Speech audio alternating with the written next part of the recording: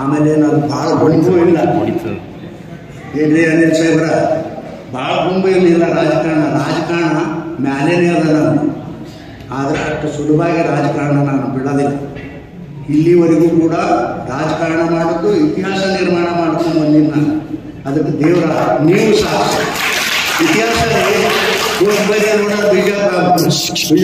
ಚಿಕ್ಕೋಡಿ ಬೇರೆ ಬೇರೆ ಪಕ್ಷದಾಗ ಗೆದ್ದು ಬರಲಿ ಎಲ್ಲೇ ಸಾಧ್ಯ ಇಲ್ಲ. ಅದು ದೇವರ ಅನುಗ್ರಹ. ಅವ್ರು ಹೇಳಿದ್ರು ಹಣೆ ಬರದ ತನಕ ಇಲ್ಲೆಲ್ಲರಿ ಬರೋದ್ರೆ ಅಳಕ್ಷಿರಿ ಅಂತ ಹೇಳಿ ಬೆನ್ನಾಗ ಬರದ ಅಂತ ದೇವರು ಅದು ಕಾಣಿಸ್ತಾರೆ. ಅದಕ್ಕಾಗಿ ಅಷ್ಟೇನು ಸರಳವಾದ ಇದಕ್ಕೆ ನಾನು ಭಾಳ ಸರಳಾಗಿರ್ತೀನಿ ಎಲ್ಲರ ಜೊತೆ. ಆದರೆ ನನ್ನ ರಾಜಕಾರಣ ಮಾತ್ರ ಭಾಳ ಸರಳಾಗಿಲ್ಲ. ಅದು ಏನೋ ನೋಡ್ರಿ, ಅದು ಏನಾಗ್ತದೆ ನೀವೇ, ನಾನು ಏನೂ ಹೇಳೋದಿಲ್ಲ. ಈಗ ಅದನ್ನು ಮಾತ್ರ ಬಿಡೋಂಗಿಲ್ಲ.